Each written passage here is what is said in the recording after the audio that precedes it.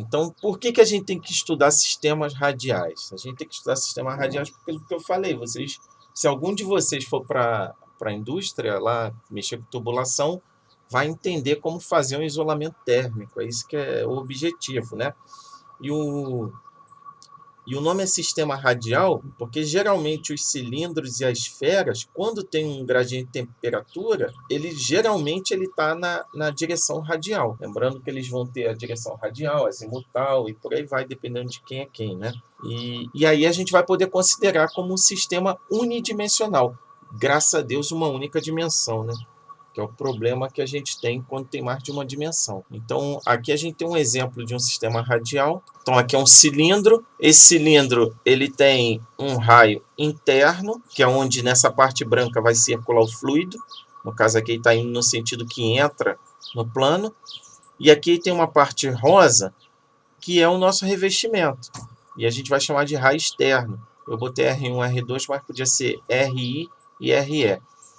Então, se o fluido está quente, como é o caso aqui, hot fluid, um fluido quente está passando aqui, e o ar aqui fora está na temperatura ambiente, significa que esse fluido que está passando aqui dentro ele vai perder calor.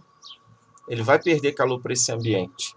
Vamos supor aqui dentro esteja 250 graus Celsius e aqui fora 25 graus Celsius. Vai ter uma perda de calor que sai do fluido para o ambiente.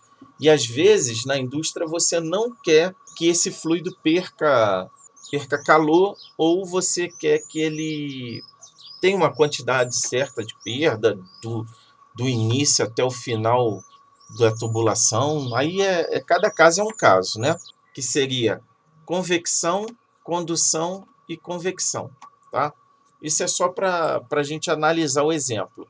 O que eu quero mostrar é como a gente chega na distribuição de temperatura desse cilindro aqui, desse cilindro que a gente está observando. Então, para isso, a gente vai mudar aqui um pouquinho o nosso sistema, tá? Vou interromper o compartilhamento e aí a gente vai precisar voltar lá numas aulas do passado. O fluxo térmico para calor nada mais era do que... Então, a gente tinha a parte radial, dρr, K, KR, dρt, dρr. A gente tinha a parte circunferencial, 1r², dρ, dρφ, K, dρt sobre dρφ, mais a parte axial, que é 1 dρz, mais dρt sobre dρz, mais a parte da geração, energia gerada, que é igual a ρCp, dρ da temperatura sobre dρ do tempo. Passa a ser unidimensional, então nos cilindros o calor só se propaga nessa direção, sendo que essa daqui é zero e essa daqui também é zero. A geração de calor, quando não houver, isso aqui é zero, e quando a gente tratar de um sistema transiente, ou seja, sistema permanente, aqui também é zero. Então a gente só vai ter 1 sobre R, dρ dr, KR, dρt sobre dρr.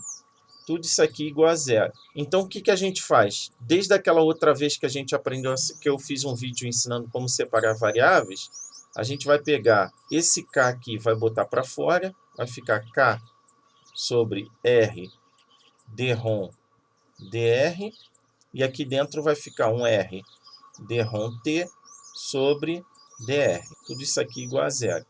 Esse termo aqui, a gente vai usar o artifício e chama ele de θ. Quando chama ele de θ, eu vou reescrever essa equação como sendo K sobre R, D, dr, e aqui dentro eu vou chamar de θ, então fica D de θ sobre dr.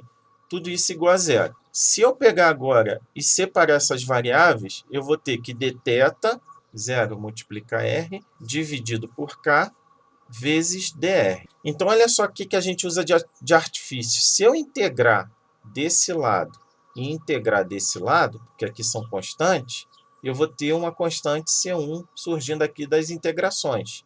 Então, a integral de dθ vai dar θ, isso aqui tudo vai dar zero, né? Mais C1.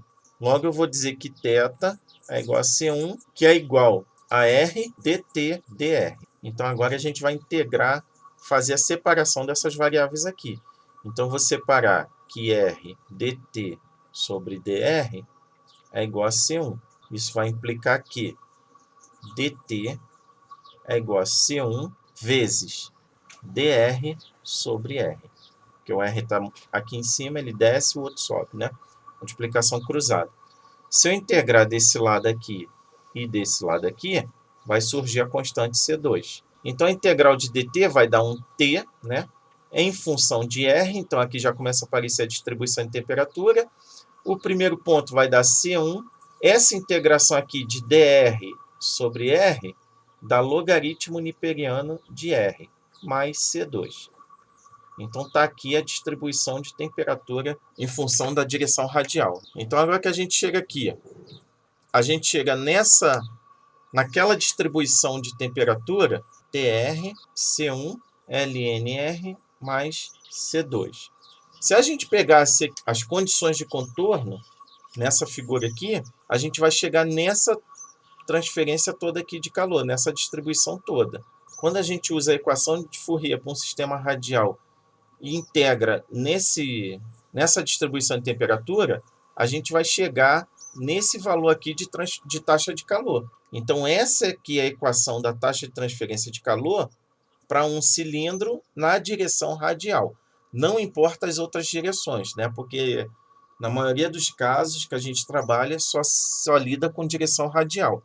E aí, se eu tirar essa parte aqui de variação de temperatura, o que sobra desses dois dados aqui é a resistência térmica para a condução na direção radial, que é o logaritmo niperiano do raio externo com raio interno, dividido por 2πLK. Então, como eu sempre termino a aula com uma foto, essa aqui é a foto do deserto de sal, lá na Bolívia,